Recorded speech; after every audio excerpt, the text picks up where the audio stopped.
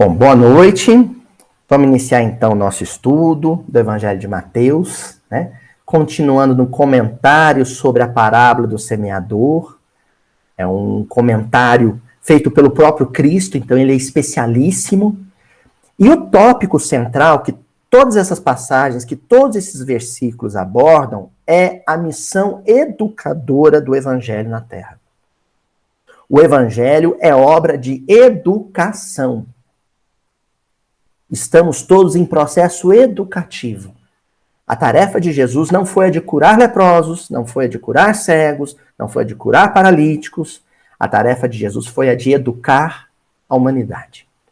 Um processo educacional, né? Lembrando aquela origem mesmo etimológica da palavra educar, do educere, né? Ou educare, né? Que é o colocar para fora, o exteriorizar, né? A pureza interior, o potencial positivo interior. Então, é disso que tratam esses versículos que nós estamos estudando.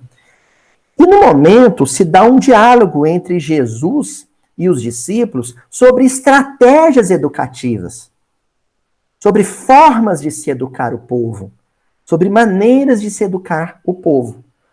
E esse diálogo começa quando os discípulos perguntam a Jesus: por que o senhor fala por parábolas com eles?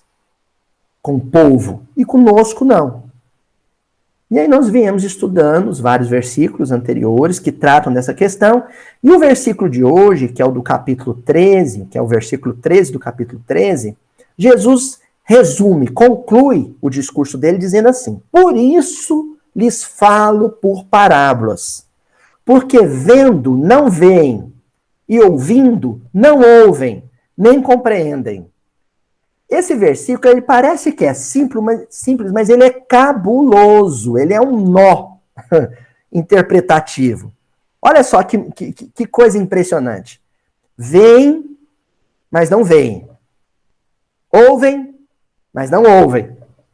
E nem compreendem.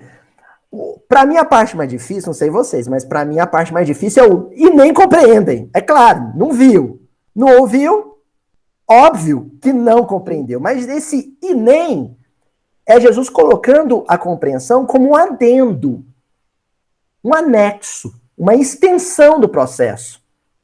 Algo que é acrescido ao processo. Não ver, não ouvir e, além disso, não compreender. Entenderam? O povo, a multidão, a turba, não vê, não ouve, mas pensa que vê e pensa que ouve, e além de tudo, ainda por cima, não compreende. Tá certo? Bom, então os 3 verbos que nós vamos analisar hoje, nós vamos colocar lá na descrição do vídeo, né? Para indicar que é o que está sendo estudado aqui, é ver, ouvir e compreender. Tá certo? Nós vamos analisar primeiro o ver. Até o cativeiro da Babilônia, toda a tradição bíblica do povo de Israel era consuetudinária, era a tradição passada de geração para geração. Por qual mecanismo? Por qual dispositivo? A oralidade. Por isso que o versículo mais importante do Velho Testamento, por exemplo, em Deuteronômios, fala do Shema, do ouvir. Porque tudo que era ensinado era falado. As mães, as matronas, ensinavam a tradição religiosa para os seus filhos. Detalhe, viu, gente? Tradição espiritual, quem ensinava para os filhos era a mãe, não era o pai. O pai ensinava o ofício profissional. A mãe não, a mãe ensinava espiritualidade, a tradição religiosa. Ela que cantava, por exemplo, o Shabat, o Seder, né, o jantar de sábado, no final da sexta-feira, no pôr do sol da sexta-feira, é aberto com um salmo cantado pela mãe, pela mulher, pela matrona. Então as mães transmitiam essa tradição espiritual pela oralidade, pela palavra falada. Mas com o cativeiro da Babilônia, né, e a dispersão, a diáspora do povo de Israel no Crescente Fértil, até na Grécia, surge a necessidade histórica de um registro escrito. Colocar no pergaminho, no papiro. Escrever. Porque como o povo foi disperso, essa geração do cativeiro ficou com medo da tradição se perder no tempo. Ficar muito dependente da oralidade. Então, vamos anotar para não esquecer, né? A gente não faz assim? Né? A Ana Paula fala assim, Ana Clara, vai ligar um amigo da mãe, do pai, você anota o recado para mim, viu? Ela não fala para Ana Clara, memoriza de cabeça o recado, porque ela sabe que vai esquecer. Anota para mim. Então surgiu a necessidade de anotar, né? 300 anos antes de Cristo em diante, já se tem a organização do chamado cânone bíblico. E, curiosamente, o primeiro livro da sequência canônica, né, que é Gênesis, foi o último a ser composto materialmente, a ser escrito, a ser transcrito. Né? Então, a partir de então, já na época de Jesus, no século I, a tradição bíblica era também uma tradição escrita. No sábado, né, os trabalhos do sábado na sinagoga, do Shabat, era um trabalho em que se lia no pergaminho a paraxá, a porção que ia ser estudada. Se lia, né? Paulo faz as suas viagens, vocês vão se lembrar disso, com os pergaminhos, né? As anotações de Mateus, lembram disso? Né? As anotações de Levi. Então a coisa era escrita. Salvo situações especiais, de necessidades especiais, né? Como no caso da deficiência visual, de modo geral, o ensinamento escrito, ele apela, ele exige o concurso de qual dos sentidos do corpo? A visão. Então, quando Jesus fala do viu, mas não viu, ele está falando do leu, mas não entendeu. Entendeu? O ver, o verbo ver, representa o ato da leitura. Ao tempo de Jesus já, a escrita, a cópia, era uma atividade fundamental da sociedade hebraica e, por que não dizer, da sociedade antiga, né? Tanto a sociedade clássica, greco-romana, quanto a antiguidade oriental. O escrito em pergaminho era importantíssimo. Vocês vão se lembrar, por exemplo, que na sociedade bíblica, na sociedade da Palestina no século I, um dos membros da sociedade de maior destaque eram os escribas. Lembram disso? Escribas e fariseus. Os escribas tinham uma importância para a sociedade enorme. Porque quem dominava a escrita, quem fazia o registro escrito das letras sagradas, era uma pessoa de importância na sociedade. Então, Jesus se refere aqui à leitura, ao ato de escrever e de ler. E ele está dizendo, olha, muita coisa do que eu estou ensinando aqui, nós deixaremos na forma de livro. A ponto de, mais tarde, João Evangelista dizer, né? E tudo quanto ele fez, né? Se fosse escrito, tudo fosse escrito, não, a Terra, o planeta Terra não caberia todos os livros. Nem todos os armários, as bibliotecas do mundo seriam capazes de comportar tudo que se poderia escrever sobre Jesus, as coisas que ele fez e falou.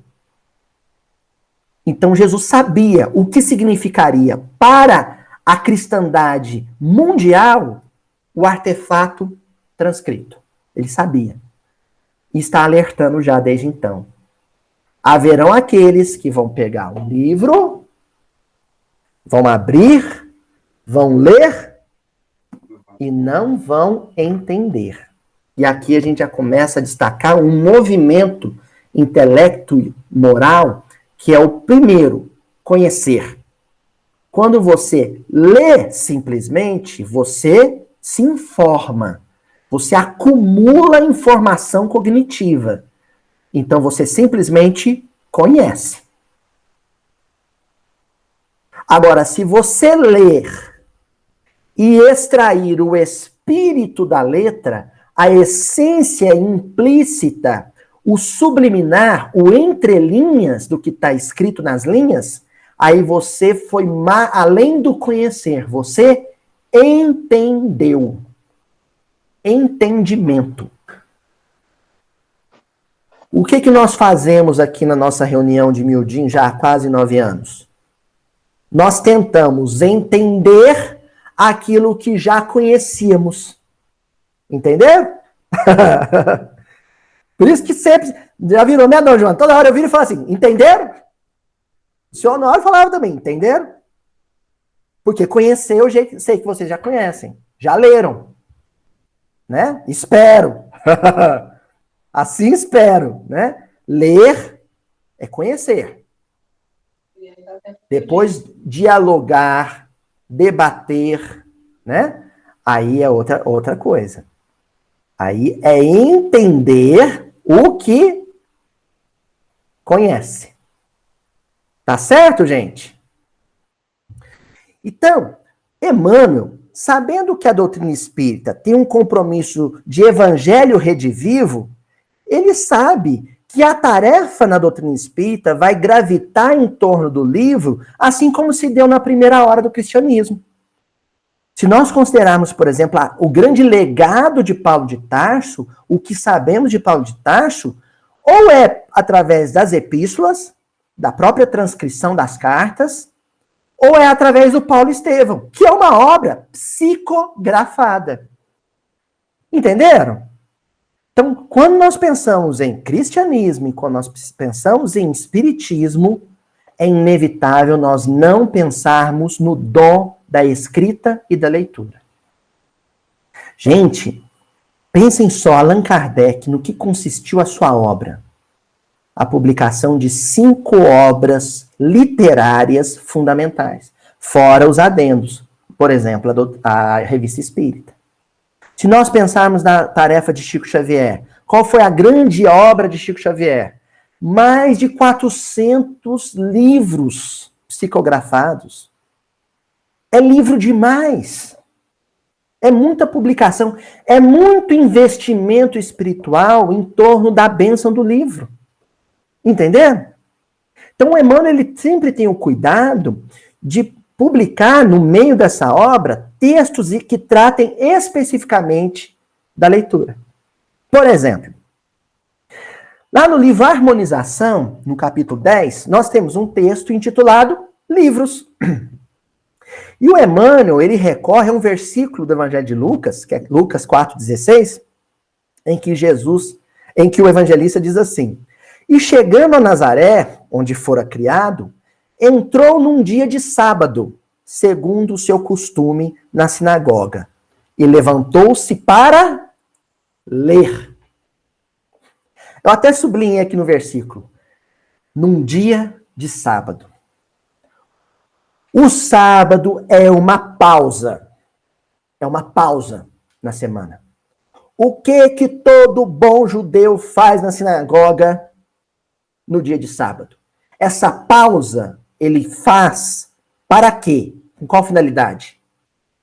Ler e entender. A recomendação subliminar aqui para qualquer um de nós é: na correria do dia a dia, no corre-corre da semana, pause a sua vida. Pegue um livro, abra ele e leia. De cara o versículo está falando disso. Pause tudo o que estiver fazendo. Abra o livro e leia. Eu vou contar agora um episódio constrangedor da minha esposa Juliana, com a minha vó querida, a maior leitora que eu conheci, Dona Nilza. Um dia, a minha avó virou... Olha lá, a Juju tá dando tchauzinho pra gente. Ó. A minha avó virou pra Juliana, muito solene, quem se lembra dela, lembra, né? Aquele português garboso, que eu só encontro no meu amigo Arthurzinho Valadares, né? Ela toda elegante virou e falou assim: Juliana, minha filha, você está lendo? Eu já baixei a cabeça, já falei, se vira.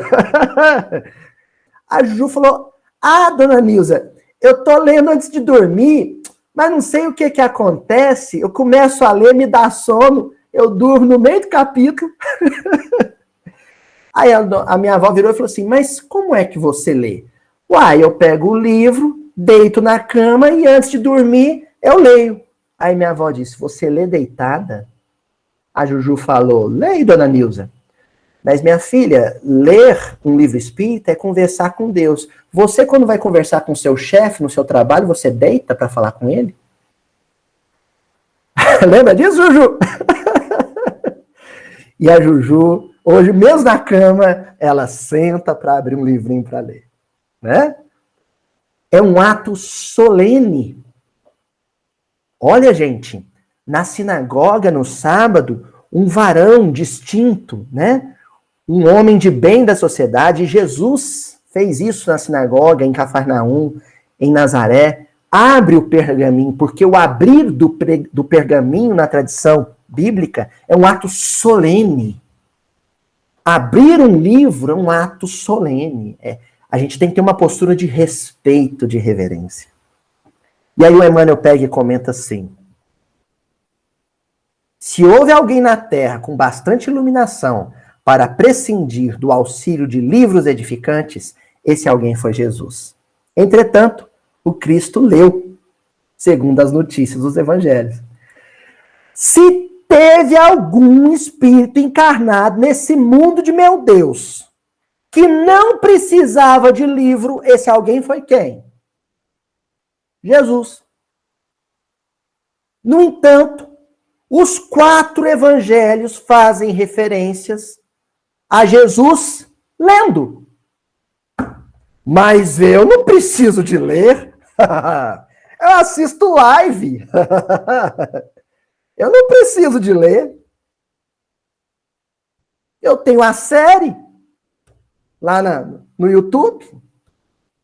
Eu vejo o Éder comentar lá no vídeo do Facebook. Eu não preciso de ler. A tia Adriana posta uns áudios lá no grupo do centro. Eu escuto uma mensagenzinha lá. Jesus precisou de ler. Eu não preciso. Isso dá uma vergonha, não dá na gente? Eu não sei vocês, mas eu fico com vergonha. Fico com uma vergonha. Eu falo, Nossa Senhora, tem que ler mais. Preciso ler mais. Continua, Emmanuel. O bom livro é sublime roteiro de claridades espirituais, constituindo a presença dos elevados mensageiros da evolução. É interessante observar que, conforme a notificação do apóstolo, Jesus se levantou para a leitura dos escritos sagrados. Gente, essa fala da Juliana com a minha avó, esse diálogo da minha esposa com a minha avó, é de uma significação, porque na tradição da sinagoga você é proibido de ler sentado ou deitado ou em qualquer outra postura que não seja de pé. Não por uma mera liturgia, mas por aquilo que significa. Pelo símbolo. Nós já discutimos aqui várias vezes a verticalização. A postura do de pé representa coração em movimento ascensional. Mente apontando para o alto. Quando a gente pega um livro para ler, a nossa cabeça não pode estar quente, fervilhando, agitada, turbinada com questões, né, práticas do dia. Eu não posso pegar um livro espírita para ler preocupado com o saldo do banco ou com a prestação do carro. Não posso. Eu, por exemplo, eu tenho procurado, antes de ler, meditar. Praticar respiração consciente, desacelerar o coração, o batimento cardíaco, respirar com profundidade. Quando eu sinto que eu parei de tremer de raiva por causa da ventania que jogou folha na calçada que eu lavei, Aí eu falo, agora eu posso ler. Agora eu estou espiritualmente de pé. É por isso que Jesus falou que a maioria lê, mas não lê. Vê, mas não vê. Porque a gente abre o livro cego de fome, cego de raiva, cego de aflição, cego de preocupação. Aí olha, mas não vê. Já aconteceu com vocês? Quem nunca, né? De vocês pegar um livro, começar a ler, virar a página, vai ler, mas a cabeça estava quente, estava com outras preocupações. Quando você vê, você tinha passado umas 10 páginas e não lembrava nem o nome dos personagens. Aí você teve que voltar lá atrás, porque a cabeça voou. Já aconteceu com vocês? Pois tem gente que atravessa 20, 30 anos de tarefa no meio espírita lendo dessa maneira. Fulano, você já leu Paulo Estevão? Já! Folheou as páginas, né? Virou página após página até chegar na última. Mas você lembra aquela hora que Paulo tá com Áquila e Prisca? Ah, lembro. Como é que é mesmo? Viu, mas não viu. Porque quando sentava para ler, o coração não ficava de pé. Continua o nosso professor Emmanuel. Indicaria semelhante atitude determinada obrigação convencionalista aos aprendizes do cristianismo? Sabe-se que o Divino Mestre nunca impôs qualquer gesto de convenção. Seu exemplo, todavia, convida-nos a expressões muito mais altas.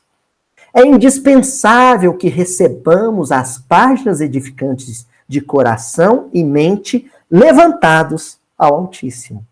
Não é um gesto ritualístico o de pé. Enfim, a Juliana podia até deitar para ler, mas o coração tinha que estar de pé. Você pode até sentar numa poltrona confortável, igual essa que a Dona Rosa tá, que delícia. Um dia eu vou na casa da Dona Rosa só para sentar nessa poltrona aí. Poltrona de rainha que ela é, né? No entanto, você tá sentado na poltrona gostosa, né? O Tonzinho naquela cadeirinha, que é irmã gêmea da cadeira da Maria, porque eles são almas gêmeas, né, Tonzinho? Mas a alma está de pé, o espírito está de pé, o coração está de pé, verticalizado. Tá ok? Bom, livro Alma e Luz, capítulo 6. Uma perguntinha, o título. Como lês? Como é que você lê? Evangelho de Lucas, capítulo 10, versículo 26. E ele lhe disse, que está escrito na lei? Como lês? Né? Isso é o prólogo da parábola do bom samaritano. O doutor das leis, ou seja, um grande leitor, procura Jesus, e Jesus ele fala, ó, Senhor, quem é o meu próximo? Aí Jesus fala, qual que é o maior mandamento da lei? Aí ele recita, né? Amarás ao Senhor teu Deus e ao próximo como a ti mesmo. E Jesus fala assim, tá, o que está escrito é isso. E como é que você lê isso? Qual é o olhar que você lança sobre isso? Qual é a leitura que você faz disso? Aí vem o comentário do Emmanuel. A interrogação do mestre ao doutor de Jerusalém dá a ideia do interesse de Jesus pela nossa maneira de penetração da leitura. Que coisa espetacular que o Emmanuel está dizendo. A nossa maneira, a forma como nós penetramos a leitura. Quando você vai ler, como é que você adentra o texto? Qual que é o QR Code? Qual que é a senha que você usa para penetrar a intimidade de um texto? São os cálculos, os raciocínios, ou são os sentimentos, a emotividade? Se você pegar um livro de filosofia hegeliana, né? Se você pegar uma obra de Schopenhauer, se você pegar um livro de Nietzsche, de Hegel, você vai ler com o cérebro. Mas e se você pegar um livro de sonetos do Vinícius de Moraes? A Ana Clara até entortou a cabecinha assim, né? Ah, sentimento, né, Aninha? Se você pegar, por exemplo, O Pequeno Príncipe, do Antoine de Saint-Exupéry, como é que é a leitura? É intelectiva puramente? Não. Bíblia é literatura poética. Toda a produção bíblica é literária. Não é tratado cognitivo acadêmico. Não se lê Bíblia como se lê um livro de física nuclear. Bíblia se lê com o coração, com o sentimento. E aí Jesus está perguntando para o doutor da lei. Quando você pega os textos bíblicos, como é que você lê? Com o cérebro ou com o coração? Entendendo? Olha, gente, quando a gente abre um livro espírita, lê uma lição espírita, pelo menos você tem que dar uma suspirada assim, ó. Ai. Sabe? Marejar. Tem que dar uma embaçada, uma anuviada nas vistas, assim, sabe? Lê há 2000 anos e não dá um nozinho na garganta, sabe aquele que dói o gogó? Pelo menos uma travada na garganta tem que dar. Tem que fechar o livro e falar, ai, esse Emmanuel. Essa é a leitura que se faz. Porque quando você lê dessa maneira, você capta as nuances mais delicadas do escritor. Olha, a coisa que eu mais gosto é quando alguém chega com um morro alto e fala para mim assim, eu chorei litros com esse livro. Me dá um prazer sádico. Por isso que eu matava tanta gente. Eu adorava matar um personagem. Agora o povo vai chorar. Era um prazer, sabe? Sádico, assim, né? Porque é um livro pro coração. É um livro para chorar, né, Renata? É um livro para fazer chorar. Quem escrevia os textos da Bíblia escrevia com essa intenção. Por isso o Emmanuel vai adiante e diz assim, sem nos referirmos ao círculo vasto de pessoas ainda indiferentes às lições do Evangelho, podemos reconhecer, mesmo entre os aprendizes, as mais diversas tendências no que se refere ao problema dos livros. Os leitores distanciam-se uns dos outros pelas expressões mais heterogêneas. Uns pedem consolação, outros procuram recreio. Tem gente que pega esse livro do Emmanuel para chorar e se sentir confortado, consolado. Outros pegam os romances do Emmanuel para chorar e passar o tempo. E se entreter. Porque há uma diferença entre ler com Paulo Estevão e ler com a novela das 9. Perdão, há uma diferença entre chorar com Paulo Estevão e chorar com a novela das 9. Chorar com Paulo Estevão não é chorar com o filme Titanic. Eu também chorei na hora que o Jack afunda no oceano. São choros diferentes. Um é recreio, é entretenimento, é lazer, passatempo. O outro é instrução da alma. É conhecimento profundo. E por que o coração se sensibilizou? Também entendimento em alto nível. Daí o Emmanuel fechar dizendo, repara com atenção o que fazes, que procuras, emoções, consolo, entretenimento. Não ouvides que o mestre pode também interrogar-te, como lês. Quando eu vi esse finalzinho desse texto, eu fiquei imaginando a gente desencarnando. Vamos criar uma situação hipotética, imaginária, ficcional, inimaginável, mas imaginável? Que a gente desencarna e encontra com Jesus. É Claro, é óbvio que isso não vai acontecer, é claro. Mas vamos, só uma situação hipotética. Aí Jesus olha para mim, com aquele zoião de Cristo dele, sabe? Faiscando, de governador do orbe, e faz para mim duas perguntas. Primeira, o que lestes? Imagina Jesus virando para você, ó, mandei o Chico, ele sofreu de angina, teve tuberculose, problema cardíaco, problema de coluna, problema renal, para deixar 400 livros. Mandei Kardec, ele enfrentou os materialistas franceses, os religiosos fanáticos, para deixar a obra básica. Paulo foi inspirado para deixar 14 cartas. Os evangelistas publicaram lá 4 evangelhos, Atos dos Apóstolos, mas todos os livros, né, do Velho Testamento. Aí Jesus vira para você e fala, o que lestes? Aí a segunda pergunta vai ser, como lestes? Olha só, gente, a nossa situação é tão crítica que na primeira pergunta a gente já vai dar uma engasgada. Na primeira pergunta, o que lestes? Ah, eu li uns livrinhos lá no culto. Tinha uns 2 livrinhos.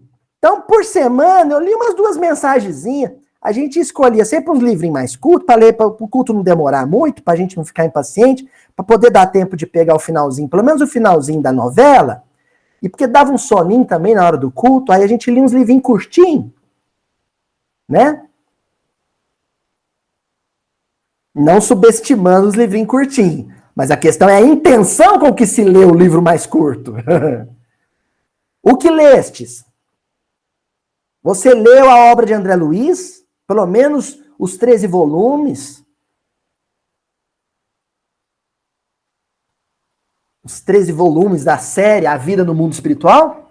Você leu a obra de Emmanuel? Ao menos os 5 romances romanos? Você leu a obra de Humberto de Campos? Pelo menos Boa Nova? Você já leu pelo menos uma das 5 obras básicas? 2, Livro dos Espíritos e Evangelhos do Espiritismo? Que texto bíblico você conhece? Não precisa ler tudo, né? Algum texto bíblico você já leu? Teve a curiosidade de conhecer como é a escrita bíblica? Já? Esse é o que lestes. Aí vamos supor que a minha resposta para Jesus é, eu li 400 livros de Chico Xavier, mais de uma vez cada um, toda a produção de Allan Kardec, os 12 volumes da Revista Espírita, as 5 obras básicas, mais de uma vez cada um. Li todos os livros do Velho e do Novo Testamento.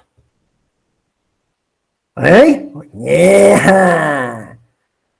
Como diria meu sobrinho João Marcos, vapo! Aí vem a segunda pergunta. Como lestes? Ah! Como lestes? Aí complica. Porque, sabe? A estrelinha na testa, sabe o joinha? O joinha de Jesus só vai vir se a resposta foi mestre, com o coração, com o sentimento, com o coração na boca. Foi assim que eu li. Entenderam? Avançando. Livro Vinha de Luz. Vocês estão vendo que nós estamos só no ver, né? Que é o ler. Pois é, semana que vem nós vamos continuar com esse versículo. Nós não temos pressa nenhuma aqui. Nós vamos deixar o ouvir e o compreender para a semana que vem. Porque o Emmanuel agora, ele vem no livro Vinha de Luz, no capítulo 1, primeiro capítulo. E aí ele fecha a conta, passa a régua, e nós vamos sair de hoje dessa reunião até zonzo. Porque o título da lição é Quem lê, atende. E quando eu vi esse título, eu quase que acrescentei, fui lá com lápis no livro e acrescentei na frente assim, viu? Quem lê, atende, viu? Tá bom? Quem lê, atende. Porque o negócio não é só entender, o negócio também é atender. É entender e atender. Uma vogalzinha mudada aí faz uma diferença. Aí, a gente vai dizer, quem falou isso nem foi Emmanuel, né? É Jesus lá em Mateus, capítulo 24, versículo 15. Lembrando que o capítulo 24 de Mateus é o sermão profético. É a fala de Jesus para os nossos dias. E aí Jesus fala, quem lê, atende. E o Emmanuel comenta, frequentemente as mais santas leituras são tomadas à conta de tempero emotivo, destinado às sensações renovadas, que condigam com o recreio pernicioso, ou com a indiferença pelas obrigações mais justas. Ou você é um doidivanas, sabe? Um tresloucado, que lê obra espírita, sabe? Come ela com feijão e farinha. Só para poder dizer, eu já li tantos livros. Ou você é um irresponsável, que o faz como argumento de autoridade. Então, o primeiro é um exibicionista, o outro é um autoritário. Isso é um perigo. Isso é um perigo. A gente tem que fazer o autoexame e falar, por que eu estou lendo? O que eu quero com isso? Peguei esse livro aqui, abri ele, vou começar hoje. O que eu estou procurando com esses momentos que eu vou dedicar à leitura? O que eu quero com isso? Certo? Continua Emmanuel. Raríssimos são os leitores que buscam a realidade da vida. O próprio evangelho tem sido para os imprevidentes e levianos vasto campo de observações pouco dignas. Imprevidentes e levianos. É aquele que entra na loja, olha só, entra na loja, no supermercado, aí vem no alto-falante do supermercado. Atenção, atenção, clientes. Promoção, prêmio para quem está presente na loja hoje. Vocês têm 20 minutos para encher o carrinho com qualquer item que este será dado de graça para você. O que você faria numa situação dessa? Eu ia direto na prateleira de chocolate. Enchi o carrinho. Ei! É hoje que o gordinho faz a festa. Agora, imagina um sujeito que ficasse parado no caminho com o carrinho vazio assim. Hã? Oi? Não entendi. E o tempo passando. Na hora que cai a ficha, já não dá mais tempo. É nós, somos nós, com a bibliografia abençoada que a mediunidade Chico Xavier, que a inteligência, a genialidade de Allan Kardec nos legou.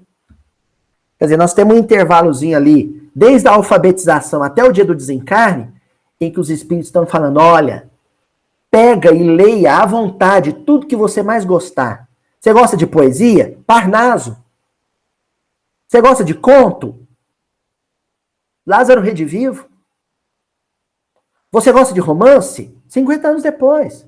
Você gosta de ciência? Mecanismos da mediunidade. Você gosta de filosofia? Leon Denis, O Problema do Ser, do Destino e da Dor. Depois da morte.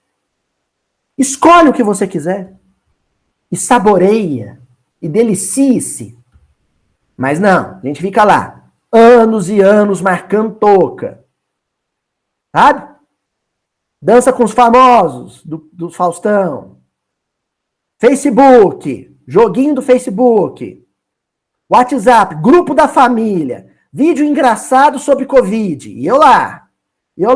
E o tempo passando. E a ampulheta do tempo escorrendo. Brigando com meu marido. E eu lá. E o tempo passando. Falando mal da vizinha. Eu lá. Entrando no Reclame Aqui para xingar a fábrica de roupa. E eu lá, e o tempo escorrendo. De repente, eu vou ler. Deu vontade de ler. Aí os espíritos cochicham no seu ouvidinho assim. Tarde demais. Vem embora. Finish. Terminou a existência. Ai, ai, ai. E eu já sei qual vai ser a primeira pergunta de Jesus. O que lestes?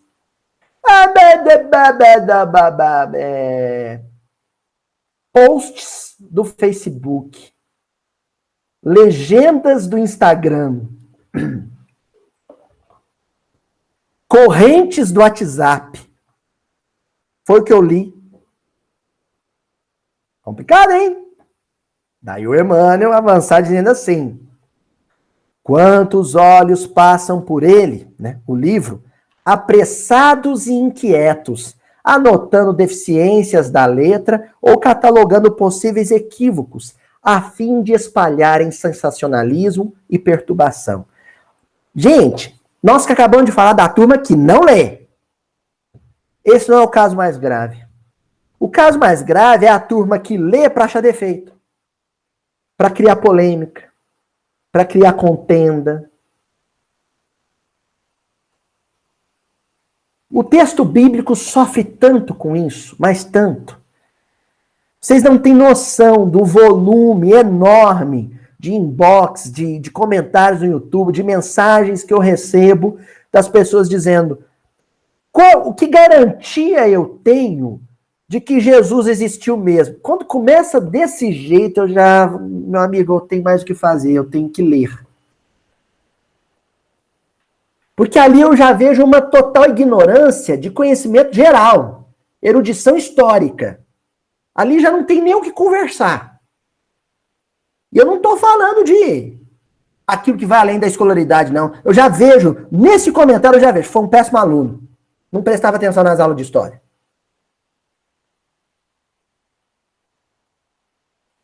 Se fosse hoje, né, Aninha? Ficava fuçando no celular enquanto o professor de história falava. Isso aí eu já nem converso. Tá cheio de leitor mal intencionado, leviano.